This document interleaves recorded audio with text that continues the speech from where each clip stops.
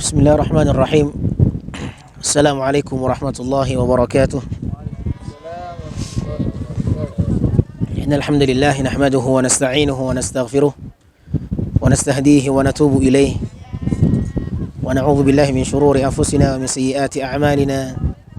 May yahdihillahu fala mudilla lahu wa may yudlilhu fala hadiya lahu. Asyhadu an la ilaha illallah wahdahu la syarika lahu wa asyhadu anna Muhammadan 'abduhu wa rasuluh sallallahu alaihi wa ala alihi wa sahabatihi wa man ihtada bihadihi ila yaumiddin wa sallama tasliman katsira, amma ba'd. Ma'asyiral muslimin, ahibati fillah rahimani wa rahimakumullah. Alhamdulillah, puji syukur kehadirat Allah Subhanahu wa taala yang masih memberikan kepada kita limpahan nikmat dan karunia yang Allah berikan kepada kita. Sangat banyak sekali kenikmatan-kenikmatan yang Allah berikan kepada kita di pagi hari yang berbahagia ini, di tempat yang sangat indah. Kita sedang berada di Cadas, tempat di mana banyak orang-orang membentangkan tenda-tenda mereka di sini, tempat untuk beristirahat sebelum nantinya mereka melanjutkan perjalanan menuju puncak. Kita sedang berada di Gunung Marapi, Sumbar, Sumatera Barat. Ahibati fillah yang semoga dimuliakan oleh Allah Azza wa Jalla. Tak lupa salawat dan salam semoga senantiasa selalu tercurahkan kepada baginda besar kita yang mulia Nabi Muhammad sallallahu alaihi wasallam sebagai suri tauladan manusia yang menjadi tolak ukur kita dalam beribadah dan beragama. Dialah Nabi kita Muhammad sallallahu alaihi wasallam. Allahumma salli ala Muhammadin wa ala alihi wa sahabatihi wa man tabi'ahum bi ihsanin ila yaumiddin. Ma'asyiral muslimin, saudaraku yang dimuliakan Allah, ahibati fillah. Kita sekarang sedang berada di sebuah gunung, salah satu gunung yang ada di Sumbar. Subhanallah, kalau kita lihat pemandangan yang sangat menakjubkan, pemandangan yang sangat luar biasa.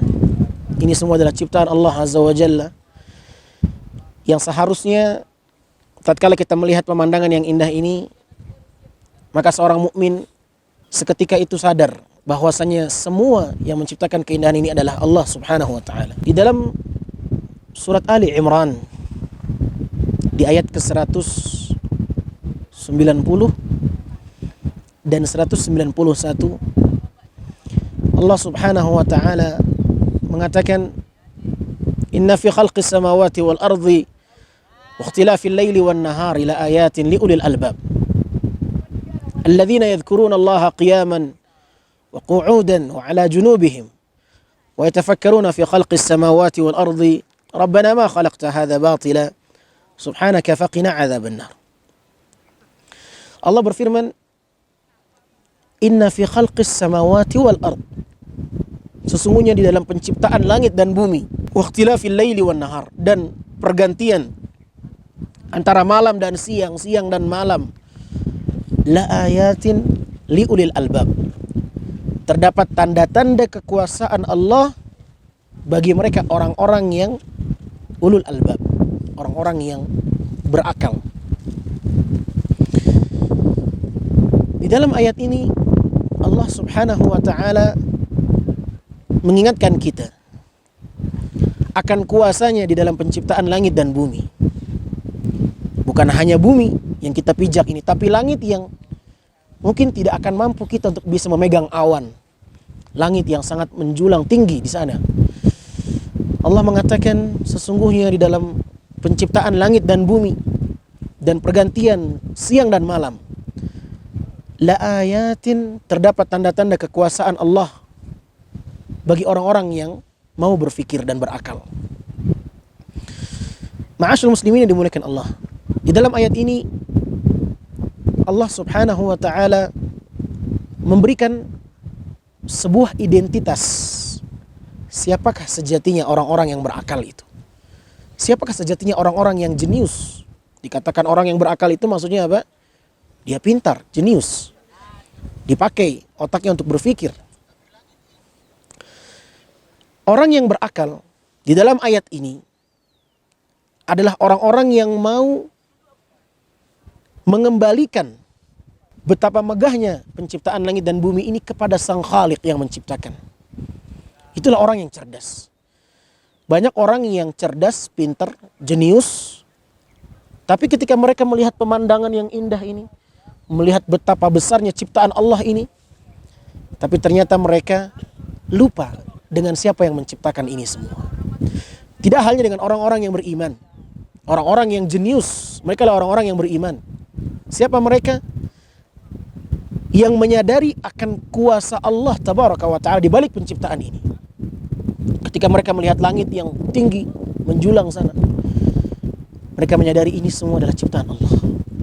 Ketika mereka melihat hamparan bumi yang sangat luas ini, mereka segera mengembalikan itu semua kepada kemampuan Allah Tabaraka wa Ta'ala. Itulah tanda orang yang jenius. Banyak orang yang jenius tapi mereka tidak menyadari, tidak mengembalikan semua yang mereka lihat kepada Allah Subhanahu wa Ta'ala. Mereka lupa kepada Allah. Mereka lupa kepada Sang Pencipta. Ketika mereka melihat pemandangan ini, apa yang mereka katakan? Bukan subhanallah, bukan masya Allah, tapi justru mereka mengatakan, melontarkan perkataan-perkataan yang tidak memberikan identitas orang mukmin. Akan tapi orang mukmin ketika mereka melihat pemandangan, mereka mengatakan subhanallah, maha suci Allah. Ketika mereka melihat pemandangan yang sangat indah, maka orang-orang yang beriman akan mengatakan masya Allah. Mereka mengembalikan akan kuasa Allah ini.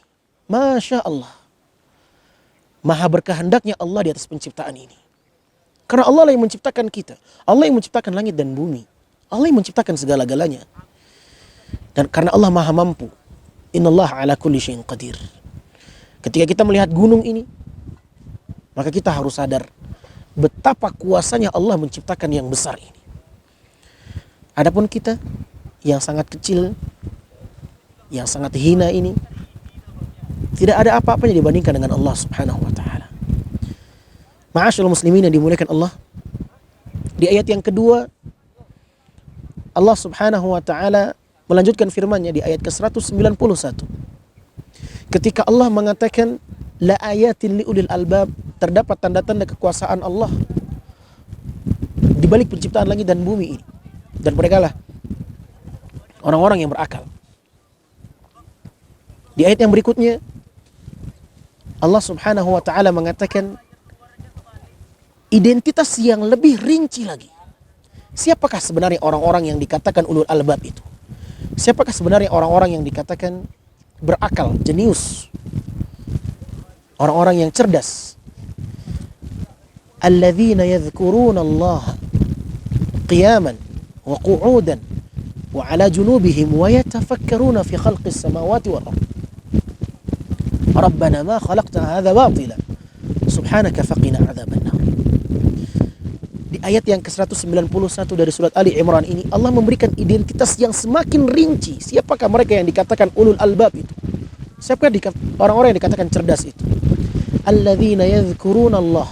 Mereka adalah orang-orang yang senantiasa berzikir kepada Allah. Di balik ciptaan Allah ini mereka berzikir. Ketika mereka melihat pemandangan Allah, mereka berzikir. Mereka ingat dengan Allah, mereka ingat dengan siapa yang menciptakan. Ini tanda orang yang jenius. Versi Allah, bukan versi manusia.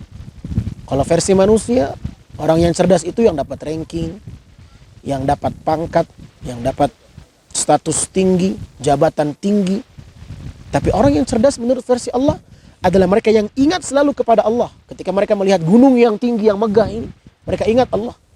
Ketika mereka melihat langit yang tinggi di sana tanpa ada pasak, tanpa ada tiang, tanpa ada pondasi, lihatlah bagaimana langit yang tinggi menjulang tanpa ada pasak. Dia berdiri di atas sana dengan kokoh, menunjukkan kekuasaan Allah Subhanahu wa Ta'ala. Ketika mereka melihat itu, mereka menyadari betapa kuasanya Allah Subhanahu wa Ta'ala. Mereka langsung mengingat Allah Subhanahu wa Ta'ala. Ini orang yang cerdas. Alladzina yadhkuruna Allah qiyaman. Mereka ingat dengan Allah, berzikir kepada Allah di waktu berdiri. Wa qu'udan, ketika duduk dia ingat Allah, berdiri dia ingat Allah, duduk dia ingat Allah. Wa ala junubihim, dan ketika mereka berbaring mereka juga ingat Allah. Rabbana, dan mereka orang-orang yang cerdas itu mengatakan, Rabbana ma khalaqta hadza batila. Ya Allah, wahai Tuhan kami, sungguh Engkau menciptakan ini bukanlah permainan. Tidak ada kecuali ada hikmah di balik penciptaan ini. Rabbana ma khalaqta hadza batilan. Subhanak, maha suci Engkau ya Allah. Faqina adzabannar. Maka lindungilah kami dari api neraka-Mu. Ma'asyiral muslimin dimuliakan Allah. Siapa yang ingat dengan api neraka ketika mereka menaiki gunung ini? Ketika mereka melihat pemandangan yang indah ini, siapa yang ingat dengan api neraka Allah? Kebanyakan manusia ketika mereka bertamasya, ketika mereka rekreasi, ketika mereka jalan-jalan, yang teringat oleh mereka adalah riang gembira, senang, tertawa. Jarang di antara mereka yang ingat dengan api neraka Allah. Bahkan justru ada sebagian di antara mereka ketika mereka camping, naik gunung, mendaki, justru mereka membawa alat-alat musik yang terlarang. Bagaimana mungkin mereka akan ingat dengan api neraka Allah? Tapi dalam ayat ini, Allah membuktikan siapa sebenarnya orang-orang yang cerdas dan jenius itu. Mereka adalah yang senantiasa berzikir, mengingat Allah. Ketika berdiri ingat Allah, ketika duduk ingat Allah, ketika berbaring ingat Allah. Dan mereka mengatakan, ya Allah, sesungguhnya penciptaan ini bukanlah penciptaan yang tiada arti. Akan tapi mereka menyadari bahwasanya penciptaan ini ada arti di balik kuasa Allah Subhanahu wa taala. Bagi mereka yang mau berfikir. Subhanaka faqina adzabannar. Dan ketika mereka memuji Allah, mereka bukan hanya mengagungkan Allah ketika mereka melihat penciptaan Allah yang sangat luar biasa, akan tapi mereka berharap dengan kuasa Allah itu pula mereka diselamatkan dari api neraka Allah. Ketika mereka menyadari Allah Maha Kuasa menciptakan langit dan bumi ini, gunung yang sangat tinggi ini, mereka menyadari Allah Maha Kuasa membuat ini semua, menciptakan ini semua, maka mereka memanfaatkan kesempatan itu untuk juga meminta kepada Allah agar mereka diselamatkan dari api neraka. Karena Allah Maha mampu menyelamatkan seseorang dari mara bahaya. Seperti halnya Allah mampu menciptakan langit dan bumi dan gunung yang tinggi ini, Allah juga mampu menyelamatkan seseorang dari api neraka Allah. Ma'asyiral muslimin yang dimuliakan Allah Subhanahu wa taala, ahibati fillah. Sangat banyak Allah Subhanahu wa taala di dalam Al-Qur'an menyebutkan gunung. Kalau kita ingin melihat di dalam firman-firman Allah, sangat banyak sekali Allah menyebutkan gunung sebagai simbol betapa besarnya gunung ini.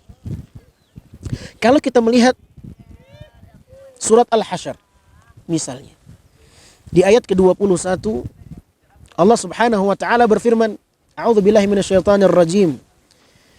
Lau anzalna hadzal Qur'ana 'ala jabalin la ra'aitahu khashi'an mutasaddian min khasyatillah.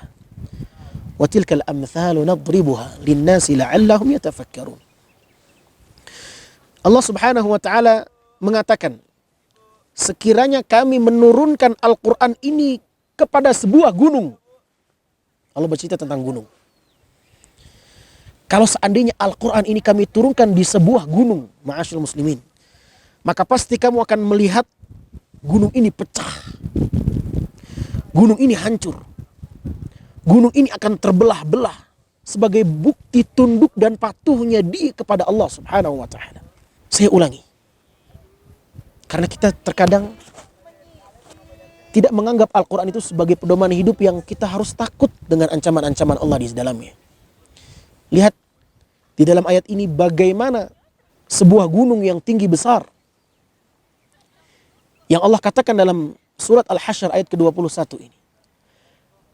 Bagaimana besarnya gunung ini, namun saking takutnya dia dengan Allah Tabaraka wa Ta'ala. Kalau seandainya diturunkan Al-Quran di atas gunung ini, pasti kamu akan melihatnya gunung ini tunduk kepada Allah. Bahkan saking beratnya mereka memegang amanah, mengemban amanah Al-Quran itu, dia akan terpecah belah disebabkan takutnya kepada Allah Subhanahu wa ta'ala. Dan perumpamaan itu kami buat untuk manusia agar mereka mau berfikir. Subhanallah. Ma'asyiral muslimin dimuliakan Allah. Kita bayangkan gunung yang tinggi besar ini yang sangat luas ini, yang sangat membentang ini, ternyata dia tidak bisa membuktikan di hadapan Allah akan kuatnya, kerasnya bebatuan-bebatuan yang ada di sini. Allah Subhanahu wa taala memperumpamakan mereka yang tidak mau berfikir kepada Allah. Seakan-akan mereka lebih kuat daripada gunung. Kalau gunung saja yang begitu kuat dan kerasnya bebatuan gunung ini, saking takutnya dia kepada Allah. Kalau seandainya Allah turunkan Al-Quran di atas gunung ini, maka gunung ini akan pecah. Gunung ini akan terbelah. Gunung ini akan hancur saking takutnya kepada Allah Subhanahu wa ta'ala. Kalau seandainya Allah turunkan Al-Quran, Allah turunkan wahyunya di atas gunung ini, maka gunung akan menyadari betapa beratnya amanah yang harus dipikul oleh gunung. Sehingga Allah memperumpamakan gunung itu akan hancur dan terbelah. Tidak sanggup akan konsekuensi yang ada di balik Al-Quran itu. Dan ini menunjukkan betapa takutnya gunung kepada Allah Subhanahu wa ta'ala. Kalau seandainya gunung yang besar saja, yang begitu kuat dan kokohnya saja ini, takut kepada Allah, bahkan Allah katakan, Allah gambarkan gunung itu akan hancur. Lantas bagaimana dengan kita? Yang kita jauh di bawah gunung. Yang kita ini sangat kecil dibandingkan gunung ini. Dan disitulah letak siapa di antara kita yang beriman kepada Allah dan jauh daripada Allah Subhanahu wa ta'ala. Di dalam tafsir Ibnu Katsir, beliau memberikan sebuah komentar terkait firman Allah Subhanahu wa ta'ala ini. "Lau anzalna hadzal Qur'ana 'ala jabalin la ra'aitahu khashi'an mutasaddi' min khasyatillah." Kalau seandainya kami turunkan Al-Qur'an di gunung ini, maka gunung ini akan hancur saking takutnya dengan Allah Subhanahu wa ta'ala. Apa kata beliau? Ay fa idza kana al-jabalu fi ghilzatihi wa qasawatihi law fahima hadzal Qur'an fatadabbara ma fihi la khasha'a wa tasaddaqa min khaufillahi azza wa jalla. Kata beliau rahimahullah, kalau seandainya gunung itu yang kerasnya, yang kokohnya sebagai pasak bumi, karena gunung ini adalah pasak bumi, dan pasak itu adalah simbol kekuatan yang tertancap jauh di bawah sana. Kalau seandainya gunung yang sangat besar, yang keras, yang kokoh ini, dia bisa memahami isi kandungan Al-Quranul Karim, fatadabbara ma fihi, kemudian kalau seandainya gunung ini bisa dia mentadabburi isi-isi Al-Quran, maka sungguh gunung yang besar ini akan hancur. Kalau dia faham isi Al-Quranul Karim, saking takutnya kepada Allah, saking takutnya tanggung jawab yang ada dari firman-firman Allah Subhanahu wa ta'ala. Ini gunung. Fakaifa yaliqu bikum ya ayyuhal bashar. Lantas bagaimana bisa kalian wahai manusia, alla talina qulubukum wa tatasadda' min khasyatillah. Lantas bagaimana dengan Anda wahai manusia? Hati kalian sangat keras, bahkan lebih keras daripada gunung ini. Kalian tidak bisa mengambil pelajaran dari isi-isi Al-Quran. Kalian tidak pernah merasakan ketakutan seperti halnya gunung yang merasakan ketakutan yang Allah gambarkan. Kalau seandainya Allah turunkan Al-Quran dari gunung ini, maka dia akan hancur. Maka sungguh hati kita jauh khawatir kepada Allah Subhanahu wa ta'ala. Ma'asyiral muslimin yang dimuliakan Allah, wa tilkal amthalu nadribuha linnas la'allahum yatafakkarun. Dan inilah perumpamaan yang Allah gambarkan di hadapan manusia agar mereka mau berfikir. Allah perumpamakan kalau seandainya di atas gunung ini Allah turunkan Al-Quran, dia akan hancur. Saking takutnya dia kepada Allah, akan beratnya konsekuensi kandungan isi Quranul Karim. Ini perumpamaan yang Allah berikan kepada kita agar apa? La'allakum tatafakkarun, la'allahum yatafakkarun. Agar kalian mau mengambil pelajaran, agar kalian mau berfikir bahwasanya Al-Quran itu tanggung jawabnya besar, tidak seperti yang kita bayangkan. Isi-isi Al-Quran adalah konsekuensi yang harus kita jalankan. Kalau seandainya gunung saja, dia akan merasakan beratnya menjalani isi kandungan Al-Quran, lantas bagaimana dengan kita? Semoga Allah subhanahu wa ta'ala menjadikan kita termasuk di antara hamba-hambanya yang mau berfikir, hamba-hambanya yang selalu mengagungkan Allah subhanahu wa ta'ala di balik penciptaannya ini. Lihatlah bagaimana indahnya pemandangan di belakang kita ini. Lihat betapa tingginya gunung yang kita daki ini. Subhanallah. Itu semua tidak lepas dari izin Allah subhanahu wa ta'ala. Kalau tidak Allah izinkan, mungkin kita tidak bisa mendaki setinggi ini. Maka kemampuan yang Allah berikan kepada kita saat ini, kepada teman-teman kita yang saat ini ikut mendaki gunung, sadarlah. Tujuan kita mendaki ini bukan hanya sebatas untuk mencari kesenangan, refreshing, bukan. Akan tapi bagaimana kita mengagungkan kebesaran Allah subhanahu wa ta'ala. Makhluk Allah gunung ini, yang dia sangat banyak Allah sebutkan dalam Al-Quranul Karim. Sangat banyak firman-firman Allah akan penyebutan gunung-gunung sebagai bentuk kemahakuasaan Allah subhanahu wa ta'ala. Maha besarnya Allah tabaraka wa ta'ala bagi mereka yang mau berfikir. Dan kita ingatkan kepada teman-teman kita, para pendaki, siapapun Anda, di antara sunnah yang banyak dilalaikan adalah berzikir kepada Allah ketika mendaki dan menurun. Di dalam sebuah hadis yang sahih diriwayatkan oleh Al-Imam Al-Bukhari dari sahabat yang mulia Jabir bin Abdullah, beliau mengatakan, kunna idza sa'adna kabbarna wa idza nazalna sabbahna. Kata Jabir bin Abdullah, kami apabila kami melewati sebuah jalan yang mendaki, naik, maka kami bertakbir kepada Allah subhanahu wa ta'ala. Wa idza nazalna sabbahna. Dan tatkala kami turun dari gunung, kita melewati jalan yang sifatnya menurun, dan dalam hal ini kita nanti akan menurun insyaallah, maka jangan lupa sunnah ini. Bertasbihlah kepada Allah subhanahu wa ta'ala. Ucapkan subhanallah, subhanallah, subhanallah. Ketika kita mendaki, kita akan terus naik. Katakan Allahu Akbar, Allahu Akbar, Allahu Akbar. Agar kita sadar bahwasanya Allah lah yang maha besar dari sebatas makhluknya ini, gunung. Jangan lupa. Karena sebagian di antara kita yang mendaki gunung, mereka lupa akan besarnya Allah subhanahu wa ta'ala. Ma'asyil muslimin yang dimuliakan Allah subhanahu wa ta'ala, ini yang mungkin bisa kita sampaikan dari tausiah singkat di pagi hari yang berbahagia ini. Mudah-mudahan bermanfaat. Kurang dan lebihnya saya mohon maaf. Akhirul kalam, subhanakallahumma wa bihamdika, asyhadu an la ilaha illa anta astaghfiruka wa atubu ilaik. Assalamualaikum warahmatullahi wabarakatuh.